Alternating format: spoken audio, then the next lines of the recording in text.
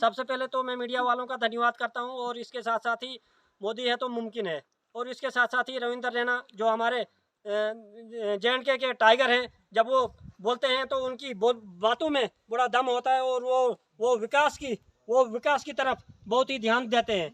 और इसके साथ साथ ही मैं शक्तिराज परिहार जी का, जो हम सब के दिलों की धड़कन है, और आज के युग का मैं कृष्ण उनको मानता हूँ, जो हमारे सुनील शर्मा जी हैं, और उनके भाई बलराम जी जो हैं, उनको मैं बसंत राज ठाकुर जी को बलराम जी का दर्जा देता हूँ, और राकेश शर्मा जी जो रामबन के हैं, और जो हमारे ये दलीप सिंह परिहार जी जो इधर भद्रवा के हैं, तो मैं इन सब का धन्यवाद करते हुए, और आज हमने एक छोटी सी मीटिंग रखी हुई थी यहाँ देसा के अंदर, डिस्ट्रिक्ट डोडा मलान मेरा घर है, जहाँ पे मैं आज VDC की मीटिंग रखी है। और इन लोगों की काफ़ी समस्या है, कई लोग इसमें पेड वाले हैं, कई लोग इसमें नॉन पेड वाले हैं। तो मैं सरकार से विनती करता हूँ कि किसी के साथ सौतेली माँ जैसा हिसाब किताब नहीं होना चाहिए, सबके साथ एक बराबर का दर्जा होना चाहिए, सबको एक बराबर की तनख्वाह मिलनी चाहिए, क्योंकि सब लोगों ने एक बराबर का काम किया हुआ था। और आज मैं ये भी कह देना चाहता हूँ सरकार को कि VDC DDC वो कमेटियाँ थी जो धारों पर काम किया करती थी, जो क्योंकि यहाँ ये जो इलाका देसा है, यहाँ पे काफ़ी गरीबी का काफ़ी मुफलसी होती है, और यहाँ पे माल मवेशी के अलावा और कोई साधन नहीं है। तो इसलिए धारों पर लोग जाके अपने माल मवेशी चराते थे, और वहाँ पे जाकर मिलिटेंट बहुत ज़्यादा तंग किया करते थे, और मिलिटेंट लोगों को लहूलुहान करते थे। और कुछ कांड मैं आपको चंद कांड बताता हूँ जो मोटे मोटे कांड है। मैं कहूँ कुलवान कांड की अगर बात करूँ, अगर मैं सिंखली मलान के कांड की बात करूं, अगर मैं मेचार कांड के बात करूं, अंशल के कांड की बात करूं, और इसके अलावा जब VDC बनाई गई थी उसके बाद भी लोगों को घरों से उठा के ले जाया करता था। VDC जब पूरी नहीं होती थी तो इसलिए उन लोगों को भी उठा के ले जाया करता था, इसलिए VDC को बढ़ाया गया था। जबकि मैं बात करूं कि रात को घर में आकर बख्तावर भट्ट को उठाया गया था, चतर सिंह चौकीदार को उठाया गया था, सरपंच दीनानाथ को उठाया गया था, अमीचंद जो हमारे गांव के एक बेचारा एक जमींदार इंसान था उसको उठा के लहूलुहान कर दिया गया था। गोली खाना गोली देना तो एक आसान की बात होती है, मगर उनके गले काट दिए गए थे। तो मैं सरकार से विनती करता हूँ कि चाहे कोई VDC का मेंबर हो, चाहे कोई DDC का मेंबर हो, चाहे VDC SP हो, सबको इंसाफ मिलना चाहिए, और सबके साथ बराबर का दर्जा मिलना चाहिए, और सबको बराबर की तनख्वाह होनी चाहिए। इसमें कोई कोताही नहीं, हम किसी को नहीं हम बख्शेंगे। और अगर हमारे VDC के अंदर कोई राजनीति करेगा हम उसको उठा के बाहर फेंक देंगे। और मैं मीडिया के माध्यम से VDC SPOs को भी कह देना चाहता हूँ, आप किसी गलतफहमी में न फंसिए, आप किसी गलत लोगों को ऐसा पैसा ना दीजिए, आप सिर्फ ये तैयारी कीजिए कि VDC के जो लोग हैं उनको पैसा देने की, उनको जो आपने तनख्वाहें बंद रखी है वो देने की तैयारी कीजिए। इसमें किसी को बख्शेंगे नहीं हम।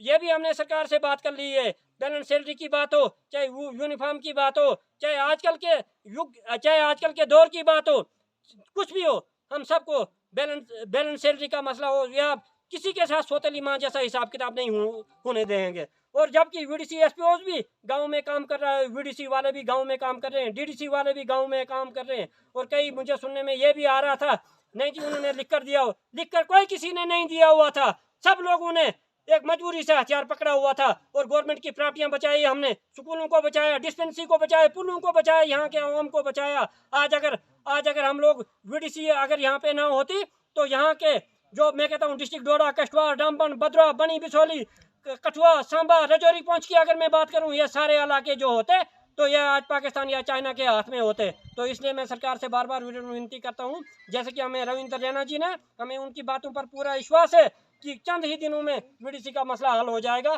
तो मैं भी चाहता हूँ कि चंद ही दिनों में हमारा मसला हल हो जाना चाहिए। और यहाँ के लोग जो हैं काफ़ी मुफलसी, काफ़ी गरीबी का सामना करना, इन लोगों को काफ़ी गरीबी, काफ़ी मुफलसी का सामना करना पड़ता है। यहाँ पे हमें 6 महीने तो बर्फ़ होती है, 6 महीने तो हमें मौसम गर्मी आती है, 6 महीने तो हम घर से बाहर भी नहीं निकल सकते हैं, और यहाँ पे केवल एक ही फसल बनती है। मेरी सरकार से विनती है, इन लोगों को, इन देशभक्त लोगों को रोजगार दिया जाए, और इन लोगों की तनख्वाहें जो रोक के रखी हुई वो सब मिलनी चाहिए। इसके साथ साथ ही मेरे सरपंच साहब यहाँ पे हैं मलान के, और आप इनसे भी बातचीत कीजिए, यहाँ की समस्या क्या है और यहाँ के हालात क्या चल रहे थे।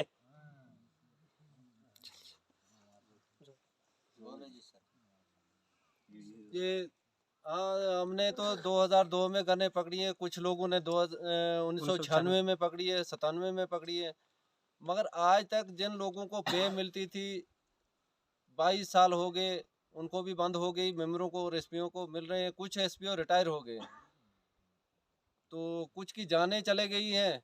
तो आज तक हमें कोई तनख्वाह नहीं मिली, कोई कुछ नहीं मिली। 2002 में हमने गने पकड़ी है।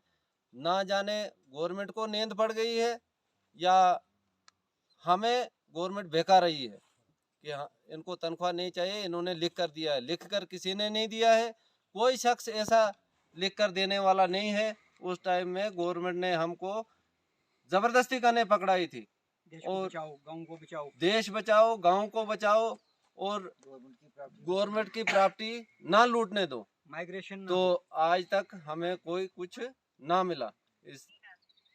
ये थे हमारे सरपंच साहब और इन्होंने बहुत अच्छी बात रखी कि देश को बचाओ, गाँव को बचाओ है। अगर हम लोग वीडीसी वाले ना होते तो आज शायद, मैं कहता हूँ, ये मैंने पहले भी कहा, और उस टाइम इनकी फौज, पुलिस, सारा कुछ नाकामयाब थी। उनकी आलोचना नहीं हम करते हैं, जबकि उस टाइम रोड, बिजली, इलेक्ट्रिसिटी कनेक्टेड और मोबाइल, ऐसा कुछ भी नहीं था। तो इस टाइम आज सारा कुछ होते हुए भी अगर आज हम लोग आज अगर हमें कोई नज़रअंदाज करे या आज अगर वीडीसी वालों को, देशभक्तों को कोई सिताए, इसमें हम किसी को बर्दाश्त नहीं करेंगे। और मैं जो भी कोई अदर पार्टियां किसी वीडीसी एसपीओ को बहका रही हैं, वो बहकाना बंद कर दो। और आपने अगर कोई राजनीति करनी है, आप किसी और मुद्दे पे राजनीति कीजिए। वीडीसी के मुद्दे पे कोई राजनीति नहीं हम करने देंगे। हमें भारतीय जनता पार्टी पर पूरा विश्वास है, पूरा भरोसा है कि हमें तनख्वाह मिलेगी और चंद दिनों के अंदर, जो हमें सरकार ने बोला हुआ है, चंद दिनों के अंदर मिलेगी। इसके साथ भारत माता की जय, भारत माता की जय, वीडीसी यूनियन जिंदाबाद, जय हिंद, जय भारत।